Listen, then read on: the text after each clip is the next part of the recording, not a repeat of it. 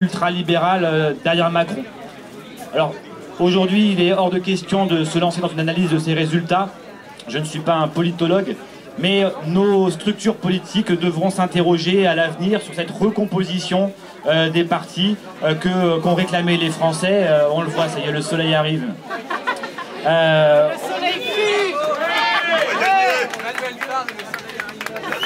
Ça n'a rien à voir avec moi, c'est parce qu'on est tous rassemblés que le soleil arrive.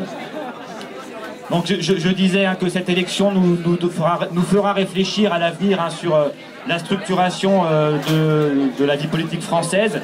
Et puis ces élections doivent également, bien sûr, nous interroger sur tous ces territoires abandonnés ou marginalisés et dans lesquels se renforcent des idées qui arrivent par le biais du petit écran de la télévision, de TFN, de toutes ces chaînes d'information sensationnalistes. Le groupe d'appui, d'ailleurs, France Insoumise des Hauts-de-Rouen, a su faire un travail énorme pour que le candidat Mélenchon, justement, résiste dans un territoire qui avait été abandonné. Et je veux saluer le travail de proximité qu'ils ont su faire avec d'autres, certes, mais eux depuis plusieurs mois déjà, pour aller justement reconquérir cet électorat populaire. Alors au soir du premier tour, il nous reste finalement une perspective nauséabonde pour le 7 mai, puisque nous n'avons plus le choix finalement entre Macron et Le Pen. Je le disais en préambule, depuis une semaine on s'interroge tous pour savoir ce qu'on fera au second tour. Et forcément, quand on est un militant communiste, notre ennemi c'est la finance. L'autre Charlot, il y a 5 ans, disait cette même phrase, l'ennemi c'est la finance. On a bien vu ce qu'il a fait de cette phrase pendant 5 ans, en pourrissant la gauche, en trahissant les acquis sociaux, en s'interrogeant sur la déchéance de nationalité, en s'interrogeant, en gavant les plus riches et les grandes entreprises de cadeaux fiscaux, et en asphyxiant les collectivités locales. Donc un militant communiste, bien sûr, ne peut pas voter pour un banquier au programme libéral qui ferait passer Sarkozy ou Chirac pour des adorateurs de Philippe Poutou. Donc il est hors de question d'aller voter pour celui qui nous amènera Le Pen dans 5 ans. Sauf qu'un militant communiste, c'est aussi un héritier de tous ceux qui sont morts contre le fascisme espagnol ou italien. C'est l'héritier des fusillés de Chateaubriand, de Guy Môquet. C'est l'héritier des fusillés de l'Affiche Rouge et de ces étrangers qui sont morts pour la France. C'est l'héritier de ces 250 noms qui sont à ma droite ici et qui sont morts à Rouen pour résister justement à la barbarie nazie ou pétainiste. Un militant communiste, c'est celui qui se bat contre les idées racistes du FN. C'est celui qui se bat pour la tolérance. C'est celui qui se bat pour le soutien pour les sans-papiers. C'est celui qui dénonce l'homophobie. C'est celui qui se bat pour renforcer l'égalité homme-femme. C'est celui qui se bat pour défendre le droit à l'avortement. Et donc forcément, quand on est un militant communiste, on est un résistant à cette violence que porte ce parti d'extrême droite. Et donc un militant communiste ne pourra pas laisser ce parti arriver au pouvoir. Je voudrais rendre hommage ici rassemblé à Antonio Gramsci, fondateur du Parti communiste italien. Il y a 4 jours, on fêtait le 80e anniversaire de sa mort. Et Antonio Gramsci, en tant que communiste italien, emprisonné par les fascistes mussoliniens, eh bien il est mort après 10 ans d'emprisonnement. Et ce Antonio Gramsci, dans ses carnets de prison, il nous disait, cette réflexion, je vous la laisse pour aujourd'hui, le vieux monde se meurt, le nouveau monde tarde à apparaître, et dans ce clair obscur surgissent les monstres. Notre nouveau monde aujourd'hui tarde à apparaître, celui de notre avenir en commun, celui des jours heureux. Le vieux monde, celui du capitalisme forcené, il se meurt peut-être, c'est vrai, pas assez vite à mon goût, et malheureusement avec Macron, il continuera à vivre un petit peu. Mais entre ces deux mondes, ce nouveau monde auquel on aspire et ce vieux monde qui se meurt, dans ce clair obscur, disait Gramsci, ce sont les monstres qui sont aux portes de notre démocratie.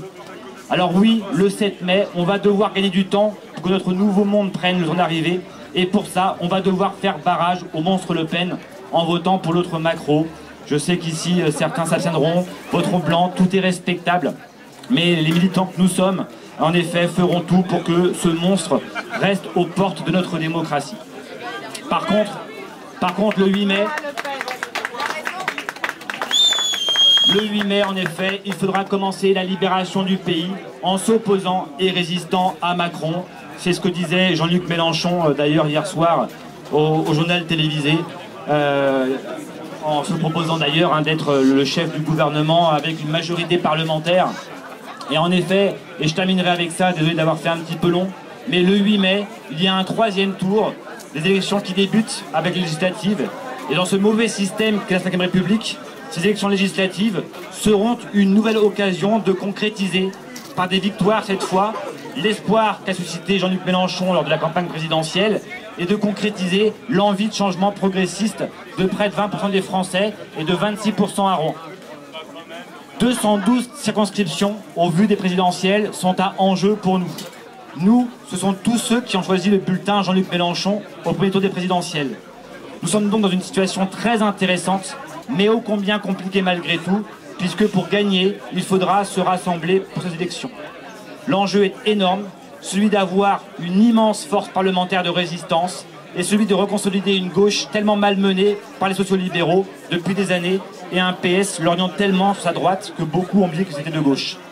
Alors pour cette élection législative, en effet, Clémentine et moi, désignés comme porte-parole par une section de Rouen, Mont-Saint-Aignan et des villes, eh bien nous restons bien évidemment dans l'action pour travailler à une candidature rassemblée, une candidature pour laquelle nous sommes disponibles, en effet, celle d'une gauche qui devra être progressiste, solidaire, écologique, mais une gauche profondément anti-Front National. Merci.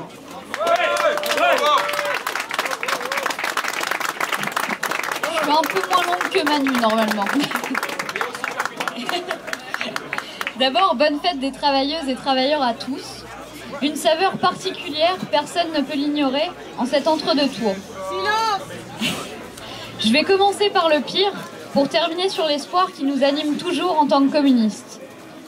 Le 1er mai 1995, Brahim Bouram, assassiné par des militants FN, revenant de l'hommage à Jeanne d'Arc. Malheureusement, des exemples plus récents, on en a. Nos camarades lillois des jeunes communistes, il y a quelques mois, en fêtant un anniversaire, Lille où a ouvert un bar réservé aux Blancs de Génération Identitaire.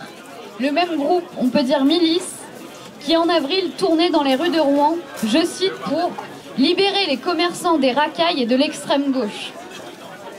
Après 5 ans de débats racistes et réactionnaires, du Burkini au Manif pour tous, etc., la parole s'est libérée, mais surtout les actes. Et demain, si nous ne faisons rien. Le FN, je ne crois pas à sa dédiabolisation, comme vous, je pense.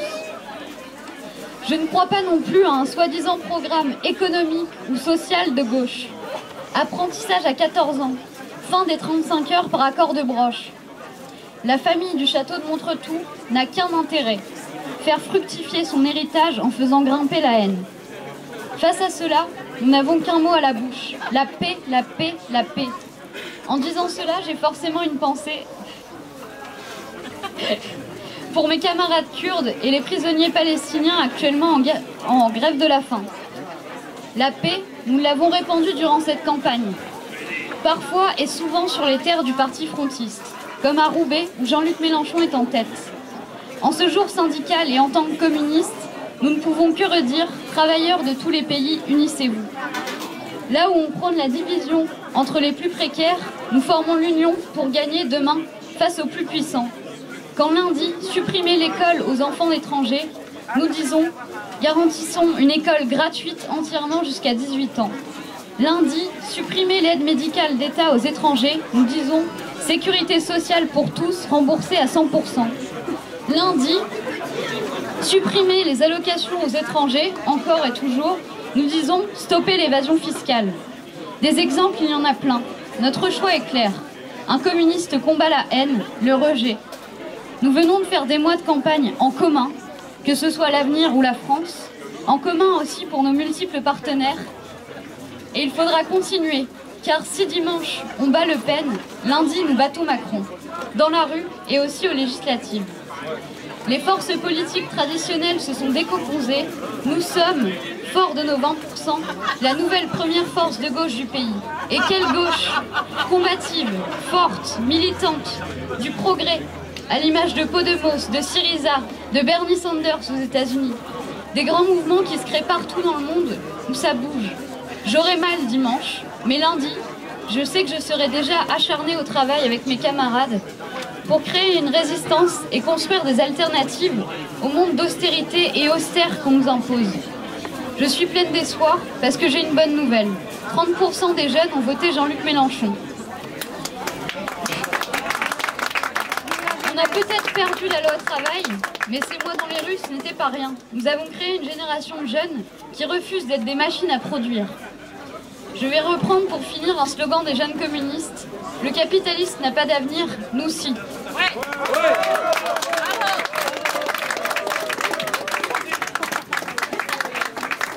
Un petit mot de Jean-Yves Flot, j'imagine pourquoi, et c'est bien de le rappeler aujourd'hui. Figurez-vous qu'on avait un sacré coco ici qui s'appelait Alain Leprest. Et que nos camarades élus à la ville de Rouen s'acharnent depuis plusieurs années pour que lui soit rendu hommage à Rouen. Eh bien, jeudi prochain, 4 mai à 17h30, il y aura à Rouen une place Alain Leprest. Les Amis de l'Humanité ont été chargés avec la ville de Rouen d'organiser cette manifestation. Ce sera un sacré moment. Je vous y convie tous pour rendre hommage à notre Alain Leprest, qui ne manquait jamais, quand il revenait à Rouen, de passer à la Fédé. Le rendez-vous est fixé jeudi. Alors jeudi 4 mai, 17h30, l'ancien Bateau-Ivre. En fait, anciennement, c'est la rue Francis Bérat, c'est près du théâtre de l'Almandra. Voilà. Du côté de Saint-Hilaire. Voilà. Rue des Sapins aussi. Voilà, c'est bon. Avec ça, on doit se repérer. Près de chez lui. Voilà. À bientôt.